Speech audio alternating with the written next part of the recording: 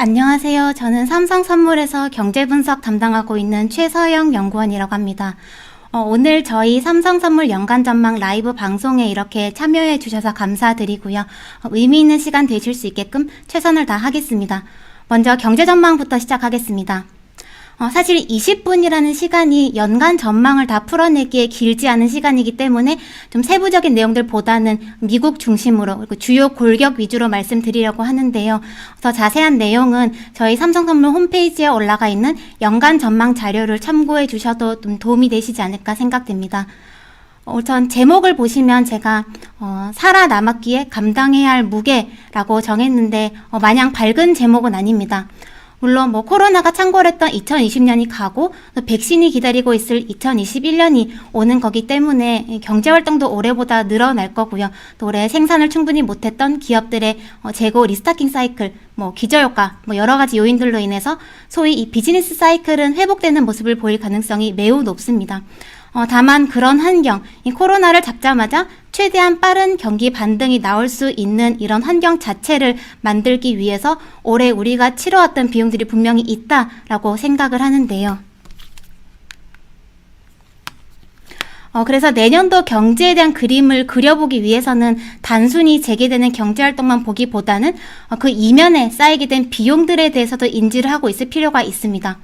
우선 이번 코로나 위기는 과거에 우리가 겪어왔었던 일반적인 경제 위기들과는 좀 다른 특징들을 많이 안고 있습니다. 근데 그 중에서도 제가 생각하는 가장 큰 차이점은 부채 문제입니다. 일반적으로 경제 위기는 부채 사이클과 함께 진행됩니다. 과도한 부채를 가지고 있던 특정 주체에 문제가 발생을 하면은 그 주체는 디레버리징 압력, 부채 조정 압력을 받게 되고요. 정부는 그 주체가 부채를 깎아 나가는 동안에 발생할 수 있는 경제 충격을 메우기 위해서 대신 부채를 발행하고 경기 부양적인 역할을 합니다. 그래서 시간이 지나면서 그 위기의 단초를 제공했었던 부채가 가벼워지게 되면은 경제는 그제서야 편안한 확장기로 접어드는데요. 근데 올해의 코로나 위기 같은 경우는 전 세계 거의 모든 주체들의 부채가 다 같이 쌓였습니다.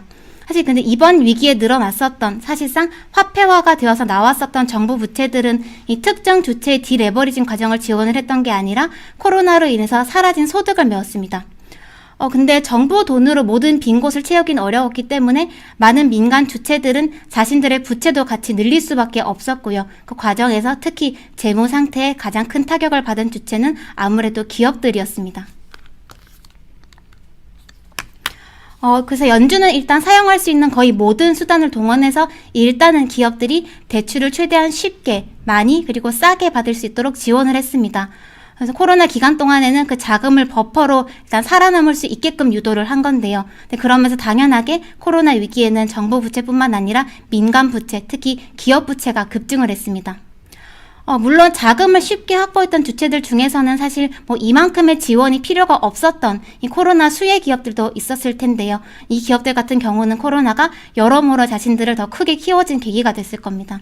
근데 반면에 이 코로나로 진짜 타격을 입었던 기업들, 특히 중소기업들 같은 경우는 부채의 절대 레벨이 높아진 동시에 부채를 갚을 능력은 떨어졌을 겁니다. 가게들도 마찬가지였겠죠. 그래서 더 강한 성장을 하게 된 기업이 한켠에 있는 반면에 결국은 사라진 소득을 메우고 남은 건 부채밖에 없는 소위 이 한계 기업, 좀비 기업으로 분류되는 기업들의 비중이 늘어났을 가능성이 매우 높습니다. 그래서 사실 이 실업률 측면에서 보면은 이번 코로나 사태는 소위 10년에 한 번 온다는 침체, 경기 침체처럼 보이긴 하겠지만 이거를 부채 측면에서 보면은요, 이번 위기에 나왔던 정책적인 대응들은 이 새로운 사이클로의 진입을 위했던 과정이라기보다는 기존의 사이클을 부채를 최대한 연장시킨 성격에 더 가깝습니다. 다르게 말하면 당장의 충격을 감수하면서 중장기적인 위험을 떨궈낸 그런 사이클의 초반부 성격보다는 단기적인 위험은 어떻게든 수습을 하긴 했지만 반대급부로 중장기적인 위험은 더 쌓이게 된 그런 부채 사이클의 후반부라는 관점으로 저는 내년도 경제와 정책들을 보고 있는데요.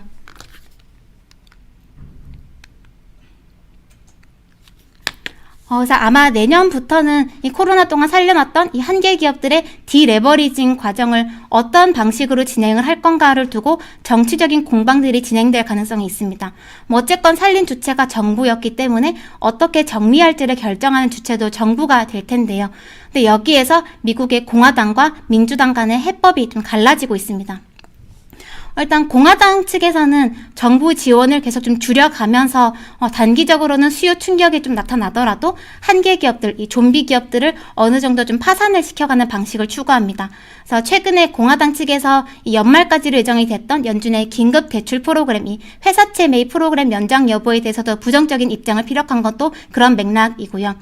반면에 민주당 같은 경우는 그럴 경우에는 다시 취약계층이 가장 큰 피해를 입을 수 있고, 그러다가 그 사람들이 노동시장을 아예 떠나버리게 되면은 경제에 영구적인 상처가 남을 수 있기 때문에 차라리 정부가 직접 투자를 더 많이 해서 경제를 먼저 좀 튼튼하게 만든 다음에 이 한계 기업들이 천천히 이 주변의 임금이 높아지고 금리가 상승하는 과정에서 좀 자연스럽게 정리되게끔 유도하는 방식을 원하고 있습니다. 근데 양당 간 이런 견해 차이는 어떻게 보면은 좀비 기업을 바라보는 관점의 차이에서 비롯된다고 볼 수가 있는데요. 보통 저희는 일본을 보면서 좀비 기업이 일본에 잃어버린 20년, 30년을 어떻게 만들어 왔는지를 얘기를 많이 하죠. 더 생산적인 기업들의 진입과 성장을 가로막고 또 효율적인 자원 배분을 가로막는 가장 대표적인 요인으로 저희는 일본의 좀비 기업들을 주로 지목을 합니다. 근데 좀 다르게 보면은 이 좀비 기업은 저성장의 결과물이기도 합니다. 생각해 보시면 이 좀비 기업은 그래도 최소한 누군가를 고용하고 누군가에게 임금을 주고 있는 주체이죠. 근데 이걸 망하게 하면은 당장 이 실업자가 생기고요. 또 소득과 소비가 줄어들 겁니다. 근데 지금처럼 이 성장 동력이 약한 시기에는 좀비 기업들을 파산시키면서 발생하게 되는 실업자들이 이 다른 곳의 일자리를 빨리 다시 찾을 수 있을 것 같지가 않기 때문에 이 실업이 장기화가 될 것 같기 때문에 좀비 기업을 쉽게 망하게 하지를 못하는 겁니다. 다르게 말하면 당장 코앞에 닥칠 수 있는 수요 둔화가 상대적으로 먼 미래에 있을 생산성 저하 문제보다 더 걱정이 되기 때문에 죽이지 못한다라는 거죠. 좀비 기업 때문에 경제가 둔화가 되는 측면도 있지만 애초에 경제가 안 좋기 때문에 좀비 기업이 없어지기가 어려운 겁니다. 그래서 결국 좀비 기업 문제가 이 경제에 별다른 충격이 없이 해결이 되려면은 경제가 정말 이 잠재 수준을 웃돌 만큼 강해져서 좀비 기업들이 이 높아지는 임금, 높아지는 금리 때문에 자연스럽게 조금씩 정리가 되고, 그래서 거기서 고여있던 자원들이 더 생산적인 곳으로 자연스럽게 이동하도록 유도하는 방법 외에는 달리 방법이 없습니다. 근데 저희가 일본과 최근에 유럽을 좀 봐왔지만 이런 이상적인 방법이 쉽지만은 않죠. 이런 출구 전략은 사실 민간에게만 맡겨서는 달성하기가 굉장히 어렵습니다. 말 그대로 좀비 기업들은 저성장의 결과물이자 원인이기도 하기 때문에 이런 악순환의 고리를 끊는 역할을 해줘야 하는 주체는 정부입니다. 근데 이런 문제에 대한 의사결정을 내려야 하는 미국 정부 내에서 지금 해법이 서로 갈리고 있는 상황인 건데요. 그래서 최근 뉴스들 보면은 지금 미국 그 공화당과 민주당은 당장의 취약계층 그리고 한계 기업을 지키는 방식에서도 이견을 보이고 있고, 아마 내년 이후에 정부의 투자 규모에 대해서도 아마 실랑이가 계속 좀 벌어질 것 같은데요. 그래서 결국 좀비 기업을 저성장의 원인으로 보는 공화당, 그래서 좀비 기업이 일단 먼저 좀 없어져야 경제가 살아날 수 있을 거다라는 공화당 측의 견해와 이 좀비 기업을 저성장의 결과물이다라고 보는, 그래서 경제가 먼저 강해져야 궁극적으로 좀비 기업 문제를 해결할 수 있다라는 민주당 간의 견해 차가 어떻게 또 얼마나 좁혀져 가는지를 보면서 정부의 역할을 가늠해 가야 할 것 같고요. 결국 연준의 역할은 정부의 역할에 따라서 정해지게 될 겁니다. 이 페이지에서는 좀비 기업 문제에 대해서 통화 정책은 왜 별달리 할 수 있는 게 없는가에 대해 말씀을 드리겠습니다. 사실 좀비 기업 문제는 이번에 새롭게 등장한 문제는 아니죠. 코로나 이전에도 좀비 기업들에 대한 논쟁, 너무 낮은 금리를 오랫동안 유지하면서 좀비 기업들을 살려놓는 통화 정책에 대한 비판들이 많이 있어 왔던 것이 사실입니다. 근데 이 중앙은행들 입장에서는 별다른 선택지가 없었습니다. 그걸 가장 잘 보여주는 지표가 가장 왼쪽 그림 보시는 이 장기 균형 금리의 추세적인 하락세인데요. 이 균형금리라 함은 그 나라 경제가 잠재 성장률 부근에 있을 때 감당할 수 있는 금리 레벨을 의미합니다. 그래서 경제에 긴축적이지도 않고 완화적이지도 않은 금리를 의미하기 때문에 이 중립적이다 해서 중립금리라고도 표현을 하는데요. 근데 이 중앙은행 입장에서는 중립금리가 계속 낮아지는데 정책금리를 안 내리고 버티고 있으면 자칫 그 금리가 그 나라 경제에 너무 긴축적인 수준이 되어버리기 때문에 이 같은 완화 효과를 유지하기 위해서라도 금리를 따라 내려갈 수밖에 없습니다. 근데 그러면은 이 장기 균형 금리는 왜 계속 낮아져 온 거냐라는 그 배경을 가장 직관적으로 보여주는 차트가 중간에 보시는 차트인데요. 보시면 전 세계적으로 저축은 여러 가지 이유들로 인해서 계속 높아져 왔던 반면에 기업들 투자는 줄어들어서 그래서 잉여 저축이 계속 남게 되어서 자본의 가격인 금리가 계속 떨어졌다라고 얘기를 많이 합니다. 근데 이렇게 잉여 저축이 많다라는 거는 지금 어딘가에 고여서 쓰이지 않고 있는 자원이 많다라는 의미일 거고요. 지금 이미 쓰이지 않고 있는 자원이 많다라는 말은 좀비 기업을 파산시켜도 거기서 나온 유휴 자원이 다른 곳에 빠르게 다시 쓰일 가능성이 낮겠다. 좀비 기업 파산으로 당장 위축된 수요가 탄력 있게 반등을 하기가 굉장히 어려울 가능성이 높겠다라는 말과 일맥상통합니다. 그래서 중앙은행 입장에서는 자칫 잘못하다가 수요 감소, 디플레 환경을 야기하게 될 수가 있기 때문에 이 좀비 기업들의 부작용을 너무 잘 알지만 그렇다고 해서 금리를 올려간다거나 해서 하면서 쉽게 죽이지를 못하는 겁니다. 근데 이런 관점에서 보면은 일단 지금처럼 경제 동력이 약한 시기에 이 좀비 기업 문제를 잘 해결하기 위해서는 이거를 저성장의 원인이다라고 규명하면서 단순히 파산시키거나 없애는 방법보다는요. 이 좀비 기업을 저성장의 결과물이라고 보면서 차라리 다른 인위적인 수요를 이 정책적으로 강하게 만들어내는 게 이 문제를 궁극적으로 해결할 수 있는 방법이겠다라고 생각을 해볼 수가 있습니다. 사실 올해 같은 경우는 이 정부들에게 중앙은행의 지원이 필요했었던 이 정부 부채를 매입해서 화폐화시켜주는 역할이 주로 조명이 되었던 시기라고 볼 수가 있는데요. 근데 지금부터는 반대로 연준에게, 중앙은행에게 정부가 필요한 국면이다라고 보는 게 더 맞습니다. 그래서 내년에도 정책 동력 측면에서 변수는 중앙은행보다는 정부일 것으로 예상이 됩니다.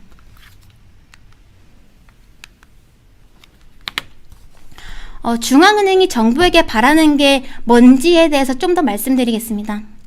앞서 말씀드렸듯이 당장의 수요 창출 역할을 정부에게 바라는 것도 맞지만 제가 생각하는 핵심은 연준은 지금 정부가 유동성 함정으로부터 중앙은행을 꺼내주기를 바라고 있다라는 겁니다. 지금 연준이 경제를 걱정하면서도 정책을 추가로 더 꺼내지 않고 있는 이유는요. 단순히 정책 수단이 고갈되어서라기보다는 정책을 더 쓴다고 한들 기대 효과는 제한적인 반면에 부작용은 더 높아질 수가 있는 임계치에 가까웠다라는 판단 때문입니다.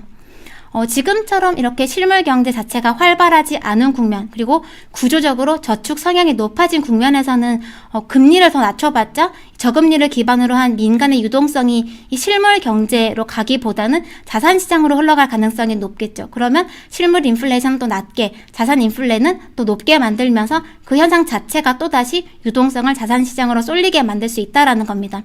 지금 저희에게 매우 익숙한 환경이죠. 그래서 이 실물 경제는 돈이 계속 돌지 못하고 자산 가격만 더 자극이 돼서 이 잠재 성장률은 계속 낮아지는 반면에 부의 불평등은 계속 더 커지기만 하는 현상이 누적이 되는 것을 연준은 걱정을 하고 있습니다. 그래서 지금 연준은 이 정부가 유동성을 실물 경기에 직접 꽂아 넣으면서 자본 수요의 주체가 되어서 물가와 중립금리를 좀 높여주고 그래서 중장기적인 통화정책의 여력을 다시 되찾을 수 있기를 바라고 있습니다. 이 중립금리의 기준점이 일단 좀 높아야 중앙은행이 금리를 올리거나 내릴 룸이 생기게 되니까요. 근데 잘 아시겠지만 이 과제는 단기에 쉽게 해결되는 문제는 아닙니다. 이건 장기적인 추세의 문제입니다. 그래서 당장 내년에 경제가 예상보다 좀 빠른 회복을 보인다라고 하더라도 저는 연준 내 주류 인사들이 이번 기회, 정부가 대대적으로 등장하게 된 이번 기회를 쉽게 놓치지는 않을 거다라고 보고 있습니다. 결국 유동성이 흘러가는 방향의 문제이기 때문에 유동성의 방향을 정할 수 없는 중앙은행이 유동성의 목적지를 정할 수 있는 정부에게 정책의 키를 넘기는 선택을 한 거죠. 근데 사실 이 정부는 그런 역할을 수행할 수 있는 수단을 가지고 있을 뿐이지 실제로 성공할지 여부는 미리 가늠하기가 어렵습니다. 결국은 정치적인 합의의 문제이고 그리고 정부의 능력 문제일 텐데요. 근데 지금처럼 의회가 갈라진 상황에서는 이 앞으로의 정책 강도를 사실 좀 쉽게 가늠하기가 어렵겠다라는 게 제가 고민하고 있는 내년도 전망의 가장 큰 변수입니다.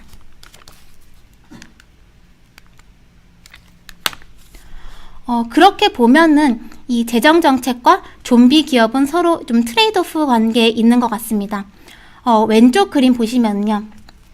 일단 재정 정책과 좀비 기업의 공통점은 경제가 좋을 때는 필요가 없다라는 거죠. 경제가 좋을 때는 굳이 생산적인 기업들이 쓸 수 있는 자원을 상대적으로 비생산적인 정부나 좀비 기업이 가져가서 쓰게 되면은 소위 얘기하는 구축 효과가 발생하기 때문에 이득 대비 비용이 높아지게 됩니다. 그래서 경제가 좋을 때는 재정 정책이든 좀비 기업이든 적으면 적을수록 좋은 셈이죠. 근데 오른쪽 그림 보시면은 경제 수요가 부족한 상황에서는 재정 정책이든 좀비 기업이든 다소 좀 비효율적이다라고 하더라도 없는 것보다는 있는 게 경제를 받치는 데 더 나을 수 있습니다. 어차피 당장 이 자원을 쓰려고 하는 주체가 없기 때문에 구축 효과도 별로 발생을 하지 않습니다. 오히려 만약에 재정 정책이 지나치게 빨리 걷어진다라거나 좀비 기업을 죽이는 선택을 하게 되면은 당장 경제 수요가 좀 줄어들 수 있고 디플레이션 압력이 좀 심화가 될 수가 있습니다. 반면에 이 재정정책과 좀비 기업의 가장 큰 차이점은요. 정부는 상황에 맞게 질서 있는 출구 전략, 이 디레버리징을 할 수 있는 주체인 반면에 이런 한계 기업들은 여러모로 출구 전략, 디레버리징 과정을 좀 지저분하게 만들 리스크를 계속 높여가는 주체다라는 겁니다. 즉 지금 연준에게 정부가 필요한 이유는 정부가 공격적으로 나와주지 않으면 한계 기업들을 계속 살려놓는 선택을 이 통화정책 입장에서는 불가피하게 해야만 할 수가 있기 때문입니다. 근데 반대로 정부가 나와주게 되면은 중앙은행은 좀비 기업들의 설 자리를 조금씩 줄여갈 수 있는 여유를 얻을 수 있게 되겠죠. 근데 만약에 이런 과정, 이 정부의 적극적인 역할이 계속 좀 미뤄진다면은 기업 부채의 출구 전략이 점점 더 어려워질 수 있겠다라는 관점에서 내년에 정부의 역할을 볼 필요가 있다라고 생각을 합니다. 근데 아마 최근 뉴스 보셨겠지만 옐런 전 연준 의장이 바이든 행정부의 재무장관으로 지명이 되었다라는 소식은 그래서 여러 가지 측면에서 굉장히 의미 있는 소식입니다. 이 옐런 의장은 이 통화정책에게 필요한 재정정책의 성격에 대해서 누구보다 잘 알고 계시는 분 중 한 분이시고요.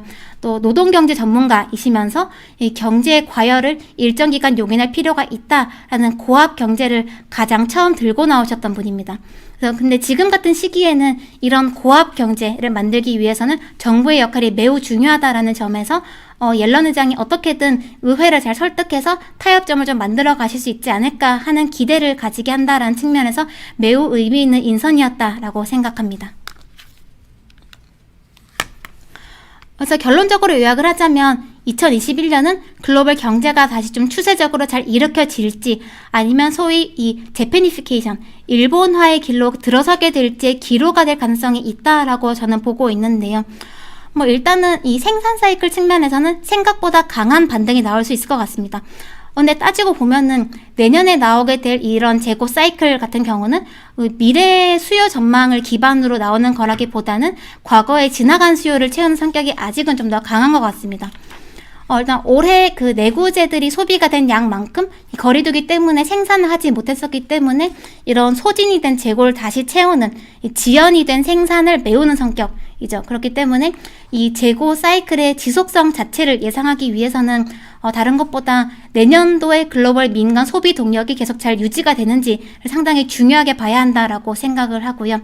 그리고 앞서서 계속 말씀드려왔던 그 이면의 구조적인 문제들을 기억하시면서 이 정부의 역할이 얼마나 강하게 나와줄 것 같은지, 이 정부가 좀비 기업에 대한 문제를 어떤 방향으로 해결을 해 가려고 하는지 그 방향성을 잘 읽는 게 중요합니다. 마지막으로 이 자산시장, 증시 관련해서 간단히 말씀드리겠습니다.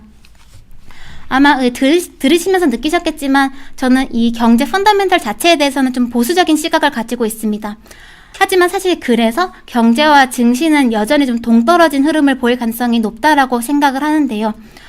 경제 체력이 아직은 약하고 부채의 무게는 무겁기 때문에 정책은 여전히 좀 낮은 곳을 쳐다보면서 부양적인 역할을 해야 하겠지만 그 과정에서 남은 돈들은 계속 높은 곳으로 향할 겁니다. 그래서 이런 현상은 사실 부채 사이클 후반부의 전형적인 현상일 텐데요. 사실 그 연준이 최근에 계속 얘기하고 있는 금융 안정의 주제는 증시를 얘기하는 거라기보다는 기업 부채를 말하고 있는 겁니다. 근데 어떻게 보면 두 가지 요인은 결국 뭐 같은 방향으로 움직이는 거 아니냐라고 볼 수도 있겠지만, 만약에 연준이 경계했던 주요 대상이 증시버블, 자산가격버블이었으면요, 연준은 금리를 좀 높여가는 선택을 했을 수도 있습니다. 근데 만약에 주로 경계하는 대상이 누적된 기업의 부채라면은 자칫 이 정책 실패 리스크가 경제에 좀 큰 파급력을 가져올 수가 있기 때문에 금리 정책에 좀 더 조심스러울 수밖에 없다라는 차이점이 있습니다. 그리고 아마 내년 중에 이런 생산 사이클이나 물가의 반등 폭이 좀 예상보다 강하게 나오게 되면은 혹시 연준이 정책을 너무 좀 빨리 거두려고 하지 않을까라는 의구심들이 뭐 시장 금리들이나 자산 시장을 흔들 수도 있어 보이는데요. 근데 저는 연준이 올해 도입했었던 새로운 정책 목표제를 향한 의지를 다시 한번 강조하면서 금리 안정화 노력을 지속할 것으로 예상을 하고 있습니다. 여기까지가 제가 준비된 자료 발표를 모두 마쳤고요. 혹시 질문사항 있으시면 채팅창에 남겨주시면 제가 아는 한도 내에서 답변 드리도록 하겠습니다. 감사합니다.